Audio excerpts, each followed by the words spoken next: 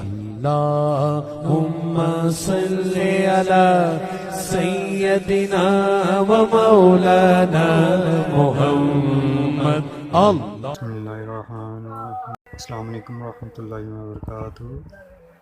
کیا حال ہے آپ سب کا؟ دنیا کے اندر جتنی چیزیں بھی تخلیق کی جاتی ہیں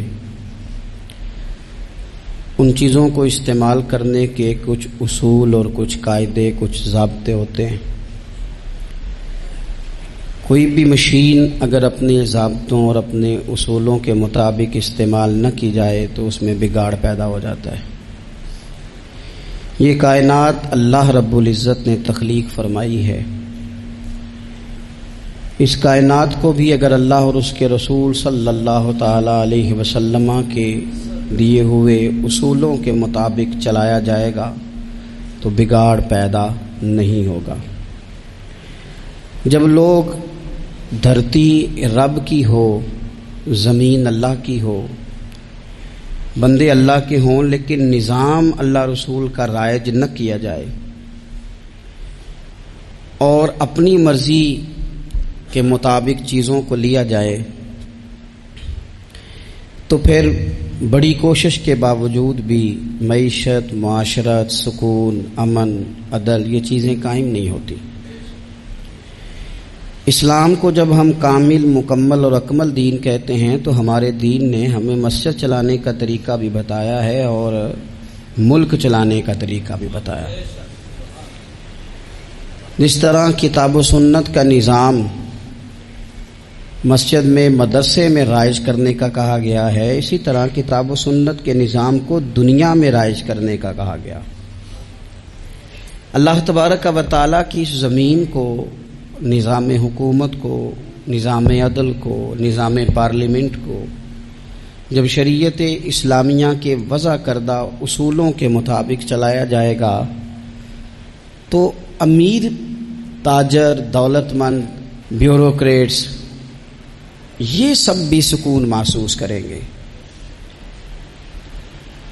بہت سارے اعتماد کے ساتھ تجارت کر سکیں گے، وفاداری کے ساتھ اپنا وقت گزار سکیں گے۔ غریب آدمی کو آسائشیں اور سہولیات اس کے دروازے پر ملیں گی۔ اللہ تبارک و تعالیٰ نے بہت سارے اپنے نیک بندوں کو اقتدار دیا۔ رب کریم نے حضرت داؤد علیہ السلام کو ملکوں کا بادشاہ بنایا، حضرت سلیمان علیہ السلام کو اللہ تعالیٰ نے اقتدار دیا، اللہ تعالیٰ نے حضرت یوسف علیہ السلام کو اقتدار عطا فرمایا، اور پھر قربان جائیں اللہ تعالیٰ نے میرے نبی کریم علیہ السلام کو اقتدار عطا فرمایا۔ حضور سید عالم صلی اللہ تعالیٰ علیہ وسلم نے بحیثیت ایک سربراہ مملکت کے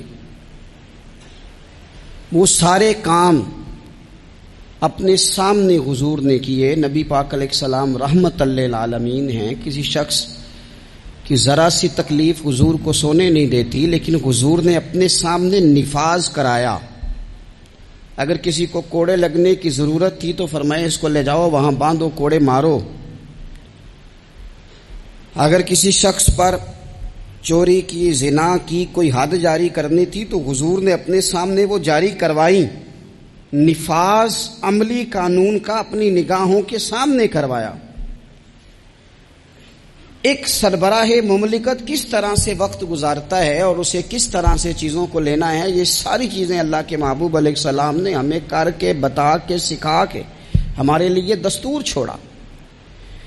ہم نے آہستہ آہستہ آہستہ آہستہ یہ کیا کہ جس طرح عیسائیوں کے پوپ،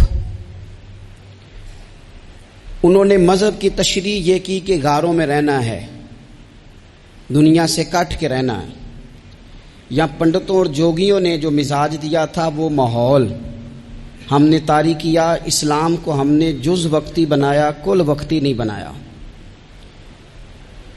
مسجد میں آ گئے تو وضو کر لیا، ٹوپی پہن لی، نظر جھکا لی، تسبیح پکڑ لی، کہا میں مسجد میں ہوں، میں جھوٹ نہیں بول رہا، میں مسجد میں ہوں، میں غلط بات نہیں کر رہا، میں مسجد میں ہوں، میں بددیانتی نہیں کر رہا۔ او خدا کے بندے، جو رب جس طرح مسجد میں دیکھتا ہے مسجد کے باہر بھی اسی طرح ہی دیکھتا ہے۔ اسے نہ اونگ آتی ہے نہ نیند آتی ہے۔ تمہیں ہمہ پہلو نیک ہونے کا کہا گیا۔ اسلام نے اپنے ماننے والوں کو جو جذبات دیے، میں آپ کو بڑی ذمہ داری سے کہتا ہوں، حساس ہو کے بات کرتا ہوں کہ مساجد میں، مدارس میں جب کوئی سیاسی بات کی جاتی ہے تو واقعی بعض لوگوں کو ٹھیک نہیں لگتا۔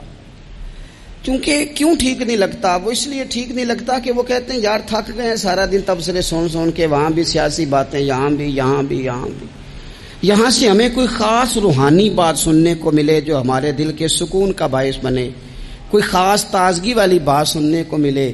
لیکن میں آپ کو یہ بھی بڑے احساس کے ساتھ بات عرض کرتا ہوں، یہ جذبہ غلط نہیں ہے۔ کچھ لوگوں کا یہ جذبہ تنقید کا ہوتا ہے، اس کی بات نہیں کرتا، لیکن کچھ کہتے ہیں نہیں ہم تو روحانی تازگی کے لیے، ان کی بات بھی ٹھیک ہے۔ لیکن میں آپ سے عرض کروں، میرے رسول پاک علیہ السلام نے اور حضور کے چاروں خلفاء نے سیاست کی جتنی تدبیریں کی ہیں وہ مسجد شریف میں بیٹھ کے کی ہیں، کیونکہ یہ جذبہ پاکیزہ تھا، خلوص والا تھا، خدمت والا تھا، اشاعت تبلیغ والا تھا، دین کو آگے پھیلانے والا تھا۔ تو یہ پاک جگہ پر بیٹھ کے بات ہوئی، اسے پلید، ناپاک اور چونکہ غلط اب کیا گیا ہے تو اب بعض چیزیں بوجھ بنتی ہیں۔ قرآن مجید کی جو آیت کریمہ میں نے تلاوت کی ہے نا، میں آپ سے عرض کروں، معیشت سے زیادہ، معاشرت سے زیادہ، ایٹمی طاقت سے زیادہ ضرورت نیک لوگوں کی ہوتی ہے۔ یاد رکھنا، بہترین قسم کا اسلحہ موجود ہو لیکن چلانے کا فن نہ آتا ہو تو بندہ دشمن کا کچھ بھی نہیں بگاڑ سکتا۔ انسان کے پاس بہترین گاڑی موجود ہو لیکن اسے چلانی نہ آتی ہو تو اس کے لیے یہ سفر کبھی بھی مکمل نہیں ہوتا۔ ہمارے پاس سارا کچھ ہے، دیانتدار لوگوں کی کمی ہے۔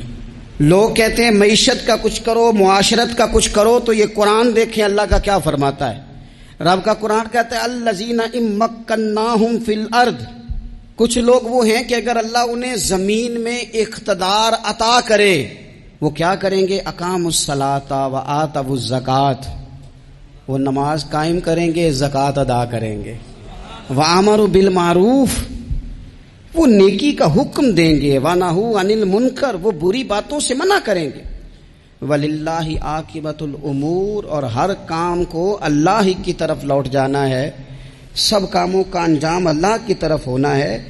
ان لوگوں کو رب اگر اقتدار دے، ضرورت بندوں کی زیادہ ہے کہ بندے دیانتدار ملے۔ یہ وہ لوگ نہیں ہوتے کہ انہیں مال مل جائے تو یہ عیاش ہو جاتے ہیں، بلکہ انہیں مال کے خزانوں کی کنجیاں ملیں تو یہ رب کی غریب مخلوق کے لیے دروازے کھول دیتے ہیں۔ یہ نمازوں کا خیال کرتے ہیں، یہ دین کا ابلاغ کرتے ہیں۔ بیٹھے تھے حضور کے صحابہ حضرت عمر کے گرد، دوست یار، پرانے باتیں ہو رہی تھیں، تو حضرت عمر کہنے لگے دور خلافت چل رہا ہے جناب عمر کا، میں کہہ چکا ہوں کہ ہمیں ضرورت متقی پرہیزگار لوگوں کی ٹیم کی ہے، ان لوگوں کی ضرورت ہے جن کے دل میں درد ہو، جو تقوی والے ہوں، جو مخلوق خدا کے بارے میں گنجائش رکھتے ہوں۔ حضرت عمر کے گرد دوست آپ بیٹھے ہیں، تو حضرت عمر کہنے لگے چلو اپنی اپنی کوئی خواہش ہی بتاؤ۔ تو چونکہ حالات بڑے خراب تھے، قحط کا دور تھا، بعض جگہوں پہ غریبوں کو بڑی مشکل تھی، تو سب لوگوں نے صدقات اور خیرات کی ہی بات کی۔ ایک صاحب کہنے لگے میرا دل کرتا ہے کہ زمین غلے اور اناج سے بھر جائے ساری اور میں اللہ کی مخلوق میں بانٹ دوں۔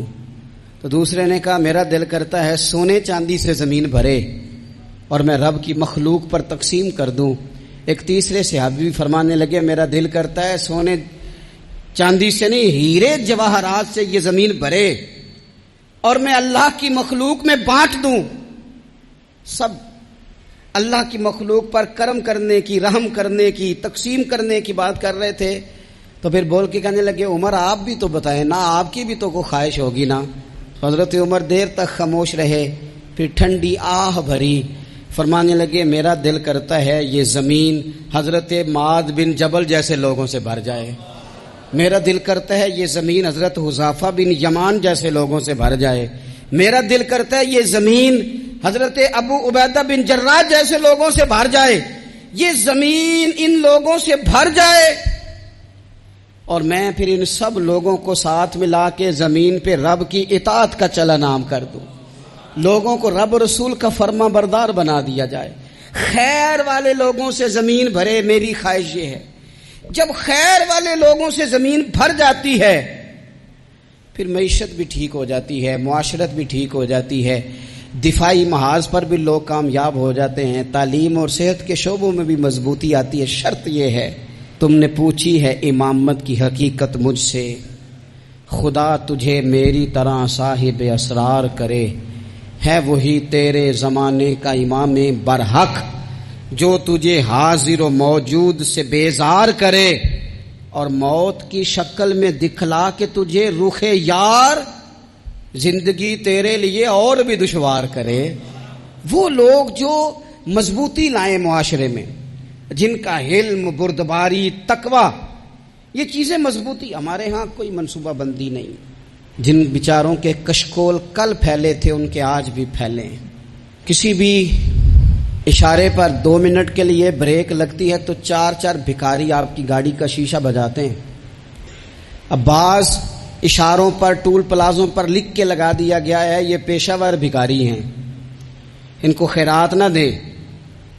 لیکن میرا سوال یہ ہے کہ ان سارے بھکاریوں کو ایک جگہ پہ کھڑا کر کے پوچھنا کس نے ہے کہ تم بھیک کیوں مانگ رہے ہو؟ ان کے گھروں تک ان کے ساتھ کس نے جانا ہے؟ کون آدمی ہے جو جا کے ان سے کہے گا کہ جناب تم کیوں خیرات کے لیے کھڑے ہو، تمہاری مجبوری کیا ہے؟ کیا ریاست کی، حکومت کی، تاجر کی، مالدار کی، تگڑے آدمی کی یہ ڈیوٹی نہیں؟ ان تک رسائی کس نے حاصل کرنی ہے؟ وہ بیوہ جو پچھلے سال دروازے پہ زکوٰۃ لینے آئی تھی وہ اس سال بھی آئی ہے، وہ خاتون جسے پچھلے سال آٹے کا تھیلا دیا تھا وہ اس سال بھی آئی ہے، وہ خاتون جو پچھلے سال 4 بچوں کو ساتھ لے کر کے چھوٹوں کو آئی تھی وہ آج بھی اسی طرح کشکول طلب دراز کیے ہوئے ہے۔ اور حضرت عمر کیا فرماتے ہیں؟ سیدنا فاروق اعظم رضی اللہ تعالیٰ عنہ ارشاد فرماتے ہیں، اس کو امام بہقی نے اور امام سیوطی نے نقل کیا ہے، حضرت عمر فرمایا کرتے تھے کہ اگر میں زندہ رہا تو عراق والوں میں تمہاری بیواؤں کے لیے ضرورت کا اتنا سامان کر جاؤں گا کہ بی بی جب تک زندہ رہے گی کسی کی محتاج نہیں ہوگی۔ اس کے لیے اس طرح کے اسباب پیدا کر دیے جائیں گے کہ اسے حاجت نہیں ہوگی، اس کے لیے مستقل بنیادوں پر اس کے اخراجات دیکھ کر اس کے لیے اہتمام کر دیا جائے، اسے دوبارہ کشکول طلب دراز کرنے کی ضرورت نہیں پڑے گی۔ ایک صحابی تھے حضرت جناب سیدنا خفاف بن ایما غفاری رضی اللہ تعالیٰ، انہوں نے بڑا کردار ادا کیا تھا میدان احد میں، انہوں نے اور ان کے صاحبزادے نے۔ تو ان کی بیٹی ایک دن حضرت عمر کے پاس آئی، اب وہ بیٹی بیاہ کے جا چکی تھی، اس کی شادی ہو گئی تھی۔ حضرت خفاف بن ایما رضی اللہ تعالیٰ عنہ کی صاحبزادی اپنے سسرال چلی گئی تھی، وہاں اس کا خامد انتقال کر گیا، وہ خاتون واپس آ گئی، وہ حضرت عمر سے ملی، بیوہ عورت۔ اس بیوہ خاتون نے آ کے، یہاں تو میرے بھائی وہ فوجی بیچارے جن کی بیویاں، جن کو ایک تقریب میں تو خوب ایوارڈ دینے کے لیے بلایا جاتا ہے، میں نے یتیمی کا وقت گزارا ہے، مجھے پتہ ہے کہ 2-4 مہینے لوگ آ کے کہتے ہیں کوئی حکم ہو جاتے 10 آ جائے، پھر جب 1 سال گزر جاتا ہے تو پھر لوگ کہتے ہیں 4 بھرا نے کام کیوں نہیں کر دے؟ تو ایسے تو نہیں نا کہ ابا ایسے ہی چلا گیا تھا، بڑا کچھ دے کے گیا ہے، کدھر ہے فلانی چیز؟ لوگوں کا نظریہ تھوڑے عرصے کے بعد اور ہو جاتا ہے۔ آپ نے بڑے بڑے شہداء کے گھروں میں ایوارڈ تو دیے، کیا کبھی آپ نے پلٹ کر دوبارہ غور کیا کہ ان کے بچے کہاں ہیں، ان کی بیوہ کس حال میں ہے؟ وہ زمانے کی تیز دھوپ اور تیز آندھی کا مقابلہ کیسے کر رہے ہیں؟ بغیر باپ کے جو انسان کو کھلے آسمان تلے وقت گزارنا پڑتا ہے وہ کتنا کو مشکل ہوتا ہے، وہ کس طرح ٹائم گزار رہے ہیں یہ کبھی سوچا لوگوں نے؟ یہاں تو نرنگیے سیاست دوران تو دیکھیے منزل انہیں ملی ہے جو شریک سفر نہ تھے، جو نکلے ہی نہیں تھے وہ منزل تک پہنچ گئے، اور جنہوں نے جوانیاں گزار دی وہ رستے میں رہ گئے۔ حضرت خفاف بن ایما کی صاحبزادی بیوہ ہو کے آ گئی، بچے ساتھ تھے، سرے راہ جناب عمر سے ملی اور مل کے کہنے لگی حضور میں اس صحابی کی بیٹی ہوں جنہوں نے احد والے دن اپنے بیٹے کے ساتھ مل کے محاصرہ کیا تھا، بچے میرے یتیم ہو گئے ہیں، میں بیوہ ہوں۔ حضرت فاروق اعظم رضی اللہ تعالیٰ عنہ نے فہرست نہیں مانگی، خرچے کی ڈیٹیل نہیں مانگی، تم آنا فلانے سے ملنا، پرسوں 9 بجے آ جانا دفتر، یہ کوئی بات نہیں کی۔ حضرت عمر غور سے کھڑے، اس بیٹی کی بات سنی، چھم چھم سیدنا فاروق کی آنکھوں سے آنسو گرے، دوڑ کے گھر گئے، ایک اونٹ نکالا، وہاں سے مال غنیمت کا مال کے بھر کے 2 بوریاں، اور بوریوں میں کیا تھا؟ چاندی بھی تھی، نقدی پیسے بھی تھے، کچھ ضرورت کا سامان بھی تھا، غلہ بھی تھا۔ 2 بوریاں بھر کے اونٹ پہ رکھ کے خود لگام اس بیٹی کے ہاتھ میں تھما کے کا پتر سامان بھی تیرا ہے، اونٹ بھی تیرا ہے، اور یہ نہ سمجھنا یہی کچھ تجھے دیا ہے، جب یہ ختم ہوگا تو رب تیرے لیے اور بندوبست فرمائے گا۔ کیا مانا؟ کہ ڈیوٹیاں لگا دی گئی ہیں، ہمیں پتہ ہے یہ سامان کب تک ختم ہو جائے گا، پیسے کب تک ختم ہو جائیں گے، تیرے لیے میں نے نئے حکم بھی جاری کر دیے ہیں۔ ایک شخص نے کہا حضور ایک بیوہ کو آپ نے کچھ زیادہ ہی نہیں دے دیا؟ یہاں لوگ سیاسی تقسیم نہیں کرتے، تھوڑا کام والے کو دے دو، تھوڑا چوکیدار کو دے دو، تھوڑا گلی محلے میں دے دو، تھوڑا رشتہ داروں میں دے دو، سب ہمارے احسان کے نیچے رہیں گے۔ کہا ایک ہی خاتون کو آپ نے اتنا نہیں دے دیا؟ تو حضرت عمر ناراض ہو گئے، فرمانے لگے تجھے تیری ماں روئے، میری نظروں میں آج بھی وہ جلوہ موجود ہے جب اس کا باپ اور بھائی میدان احد میں کافروں کے خلاف لڑائی کر رہے تھے، آج تک میری نظر میں موجود ہے۔ تو کہتا ہے میں نے زیادہ دے دیا۔ اولاد کسے نہیں پیاری ہوتی؟ بچوں کو دیکھ دیکھ کے بندہ کلیجہ ٹھنڈا کرتا ہے، اولاد کو دیکھ دیکھ کے آنکھوں کو سکون ہوتا ہے، انسان کی طبیعت شاش بشاش ہوتی ہے۔ حضرت عمر وظیفہ لگانے لگے تو حضور کے گھر میں خدمت کرنے والے حضرت اسامہ بن زید کا وظیفہ ڈبل لگایا، اور اپنے بیٹے عبداللہ ابن عمر کا وظیفہ سنگل لگایا۔ تو حضرت اسامہ بن زید کہنے لگے ابا جی میں نے تو ہجرت بھی کی، جہاد بھی کیا، اسامہ تو ان دنوں بچے تھے۔ تو حضرت سیدنا عمر فاروق جواب میں کہنے لگے پتر، اسامہ کے والد زید نے بھی حضور کے گھر میں نوکری کی، اسامہ بھی نوکری کر رہا ہے۔ حضرت عمر کی شان کیا ہے زمانہ جانتا ہے، پر پھر بھی حضرت عمر فرمانے لگے تو نے اپنے باپ کے ساتھ ہجرت کی، فرمایا ان کی خدمت زیادہ ہے حضور کے گھر میں، لہذا ان کا وظیفہ بھی زیادہ لگایا جائے گا۔ ہمارے ہاں ہم نہ میرٹ کرنا چاہتے ہیں پر دوسروں کے لیے، اپنے اوپر کسی میرٹ کو ہم قابل قبول بالکل نہیں۔ یعنی میں سودا خالص لینا چاہتا ہوں دکان سے، تو آپ بتائیں آپ جو سودا بیچتے ہیں وہ خالص ہی بیچتے ہیں؟ آپ کو تو خالص چاہیے، لیکن آپ بھی تو کچھ نہ کچھ بیچتے ہیں، آپ کا خالص ہے۔ اگر آپ خالص بیچ رہے ہیں تو انشاءاللہ ملے گا بھی خالص۔ چادریں آئی تھی مال غنیمت میں، ڈھیر ساری چادریں، ڈھیر ساری۔ حضرت عمر نے صحابہ کرام علیہم رضوان کی ازواج پر، صحابیات پر وہ چادریں تقسیم کر دی۔ ایک چادر بڑی خوبصورت نکلی اندر سے، تو سب کہنے لگے حضور یہ نا خاتون اول کے لیے سوٹ کرے گی، آپ کی اہلیہ کے لیے سوٹ کرے گی، کبھی آپ گھر لے جائیں نا، یہ سب سے بہتر ہے۔ تو یہ حضرت عمر کی بالغ نظری ہے، وہ کیا بندہ ہوا جس کی ہر جگہ نظر ہی نہ ہو۔ حضرت سیدنا عمر فاروق رضی اللہ تعالیٰ عنہ کہا جناب یہ چادر بڑی حسین ہے، آپ کے گھر والوں پہ جچے گی۔ تو حضرت عمر فرمانے لگے نہیں، ایک صحابیہ ہیں حضرت ام سلیت رضی اللہ تعالیٰ عنہ، انہیں بلاؤ، یہ چادر انہیں دوں گا۔ حضور اس خاتون کو یہ چادر دینے کی وجہ بھی تو بیان کریں۔ تو حضرت عمر فرمانے لگے جب احد میں ڈھیر سارے لوگ زخمی ہو گئے تھے اور بھگدڑ مچ گئی تھی اور حالات خراب ہو گئے تھے، تو فرمایا میں نے اپنی آنکھوں سے دیکھا کہ اس ایمرجنسی کی حالت میں بھی جناب ام سلیت مشکیزہ پکڑ پکڑ کے زخمیوں کو پانی پلا رہی تھی۔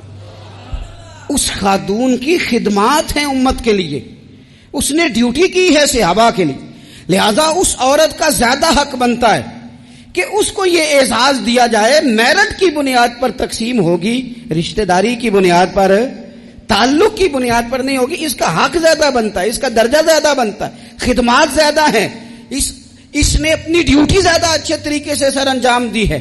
جب تک چیزیں آپ وسعت قلبی نہیں لاتے اپنی طبیعت میں، جب تک آپ گنجائش زیادہ پیدا نہیں کرتے اتنی دیر تک حالات اس طرح کے نہیں ہوتے. پھر ایک اور مصیبت بن گئی ہے، وہ مصیبت ہے لیول کی.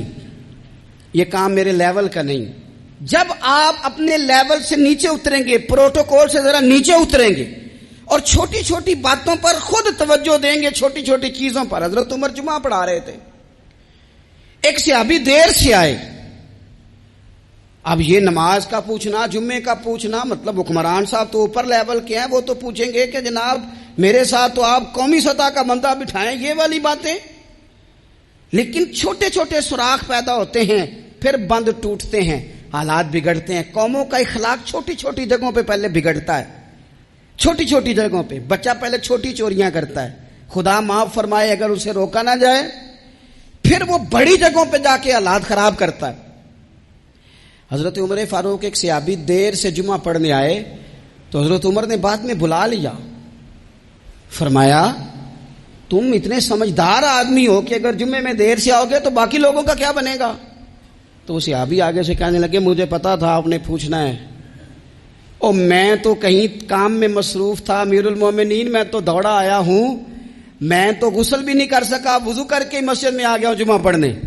تو حضرت عمر فاروق ان کی بات سن کے خوش ہوئے، فرمانے لگے رب تیرا بھلا کرے، اس طرح کرنا، آئندہ جمعہ پڑھنے آنا تو غسل کر کے آنا. میرے نبی پاک نے غسل کرنے کا ارشاد فرمایا جمعے والے دن، غسل کر کے آنا. ان باتوں کا بھی یعنی حکومت کے قومی معاملات اور عالمی نقطہ نظر بھی ان کے ذہن میں ہے، اور یہاں تک جو باریک چیزیں یعنی حضرت عمر فاروق گزر رہے تھے تو کسی باغ کے کونے میں کھڑے ہو کے کچھ بچے چھوٹے چھوٹے بچے وہ کھجوریں اکٹھی کر رہے تھے. تو حضرت عمر نے کہا کس کے باغ میں لگے ہوئے ہو؟ سب بچے دوڑ گئے. تو حضرت سنان بن سلمہ فرماتے میں ابھی چھوٹا تھا، میں کھڑا ہو گیا تو میں نے کہا حضور ہم نے توڑ کے نہیں کھجوریں کھائیں، گری ہوئی کھائی ہیں، اور آپ کو پتہ ہے جو رستے میں گر جائیں وہ اٹھانی ناجائز نہیں ہوتی، تو حضور یہ گری ہوئی کھجوریں کھائی ہیں. تو کہتے ہیں حضرت عمر فاروق بچے کی بات سن کے کہنے لگے رب تیرا بھلا کرے، تو نے صحیح بات کی طرف میری توجہ کرا دی ہے، اللہ تیرا بھلا کرے. اور پھر حضرت عمر رضی اللہ تعالیٰ عنہ اس چھوٹے سے بچے کے پاس کھڑے ہو گئے.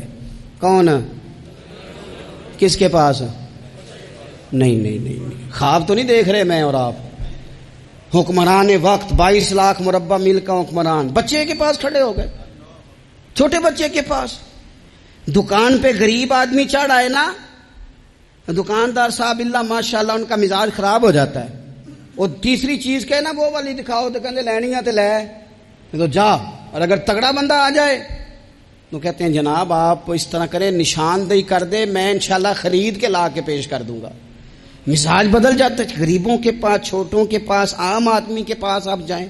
ہمارے حکمرانوں کا غریب آدمی سے گیپ بہت زیادہ ہے، پیروں کا غریب آدمی سے گیپ بہت زیادہ ہے، بڑے علماء کا عام آدمی سے گیپ زیادہ ہے، تاجروں کا عام آدمی سے گیپ زیادہ ہے، شیشے کے بڑے بڑے محلات میں سوسائٹیوں میں بسنے والوں کا غریبوں سے گیپ زیادہ ہے. اس لیے امیر غریب کی تفریق بڑھ گئی ہے، حالات اور طرح کے ہو گئے. بعض غربا امیروں سے نفرت کرنے لگ گئے. ہماری شادی بیاہ تقریبات افطاریاں ان میں ہم اپنے لیول کے لوگ بلاتے ہیں جن سے ہمیں کاروباری ضروریات وابستہ ہوتی ہیں. ہم نے اس طرح کا ماحول بنایا، اس کا نقصان یہ ہوا ہے کہ معاشرے میں کئی قسم کی سوچیں پنپنے لگی ہیں، وسوسے غالب آنے لگے. بعضوں کا تنگ آمد بجنگ آمد، جب غریبوں کے بچے زیادہ تنگ آتے ہیں پھر ہتھیار اٹھاتے ہیں، پھر قلم چھوڑ دیتے ہیں. سوچنے کی ضرورت ہے ملک میں کہ برائی جنم لیتی کہاں سے ہے. یہاں تک اتر کے حضرت عمر فاروق ان لوگوں سے پیار کرتے. اب وہ بچے نے بات سنا دی حضرت سنان بن سلمہ نے، تو جناب عمر فاروق سے بچے نے فٹافٹ ایک اور فرمائش بھی کر دی. کہنے لگا حضور میں نے کھجوریں زیادہ جمع کر لی ہیں، وہ میرے دوست سارے بھاگ گئے ہیں آپ کو دیکھ کے، اب میں جب جاؤں گا نا تو کھجوریں میرے حصے کی ہیں، ہوں میں غریب بچہ، ماڑے گھر سے تعلق ہے، وہ میری کھجوریں چھین لیں گے. حضرت عمر کے ساتھ سپاہی بھی تھے، سارا کچھ بھی تھا. حضرت عمر نے بچے کا بازو پکڑا، فرمایا چال میں تجھے تیرے گھر چھوڑ کے آتا ہوں.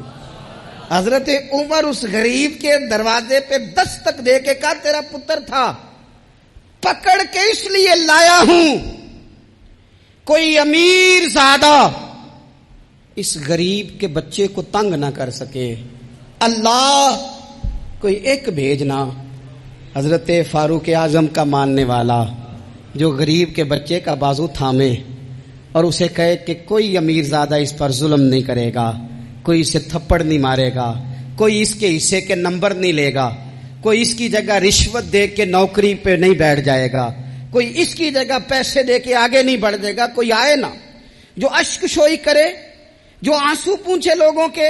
لیکن یہاں تو منزل انہیں ملی ہے جو شریک سفر نہ تھے۔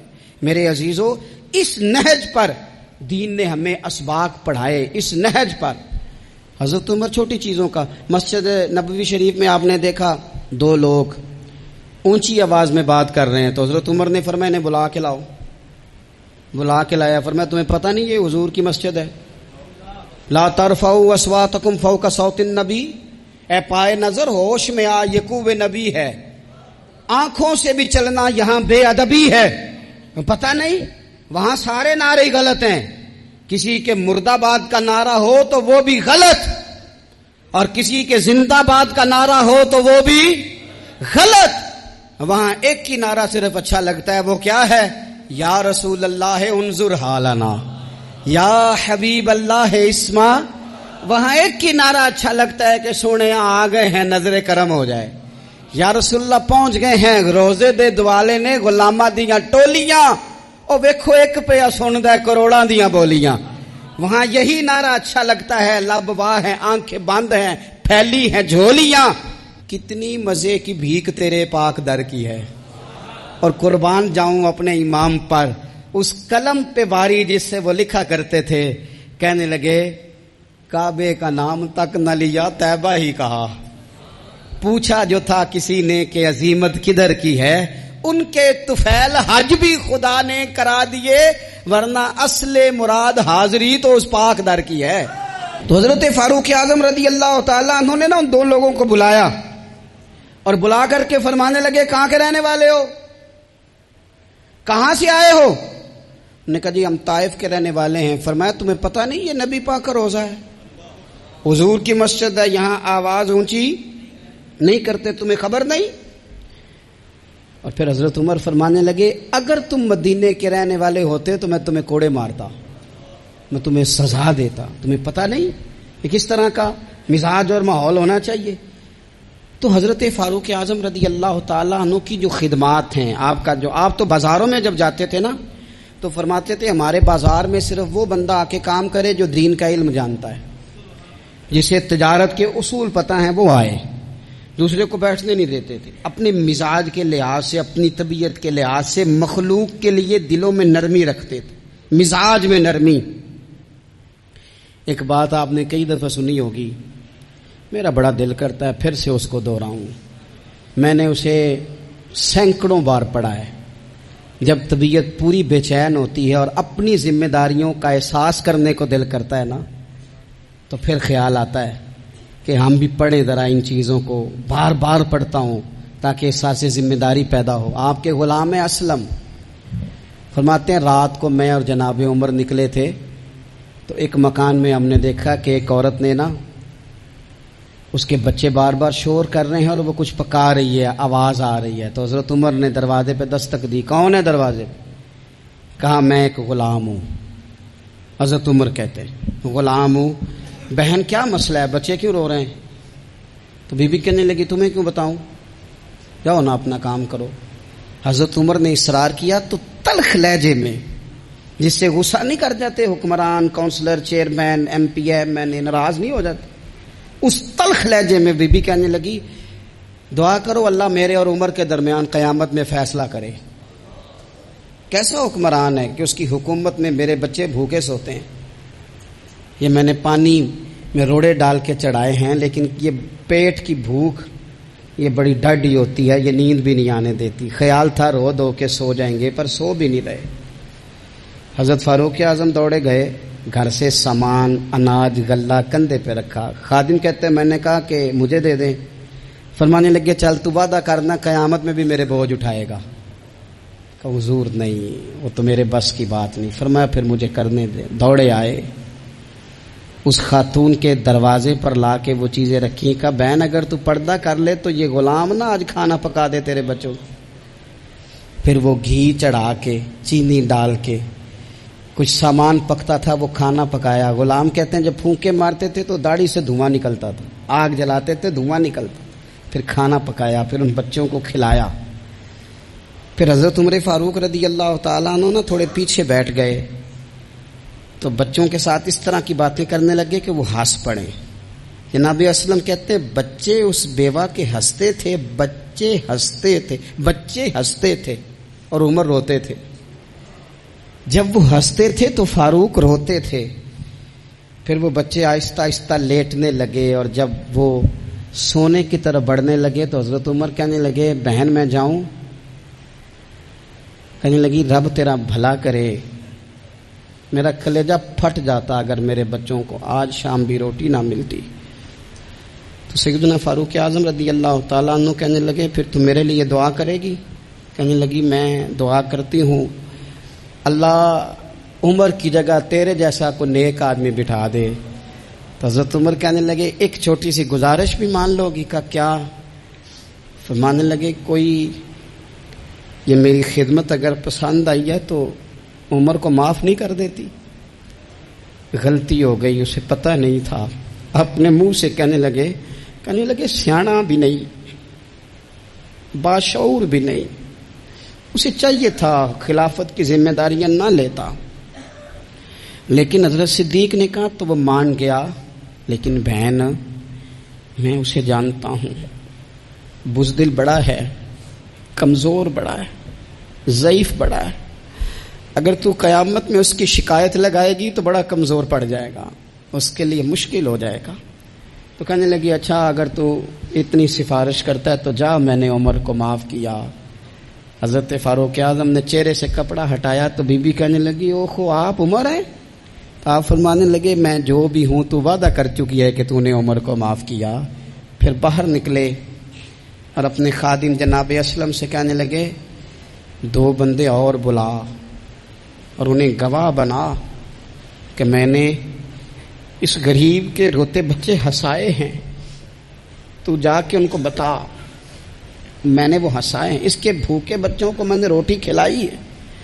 اور تو گواہ ہو جا کہ اس بی بی نے خود کہا ہے بغیر جبر کے, میری گزارش پہ کہا ہے کہ میں نے عمر کو معاف کی. کیوں نہ ہم بھی اپنی اپنی ذمہ داریوں کا احساس کر لیں, کیوں نہ ہم بھی جہاں جہاں ہماری ڈیوٹی ہے ہم بھی وہاں غور کر لیں. کہیں ایسا تو نہیں کہ ہم بھی کمزور پڑ گئے ہیں, ذمہ داری تو لے لی ہے پر اب ہم ادا نہیں کر پا رہے, ورنہ وہاں سے معافی لے لے.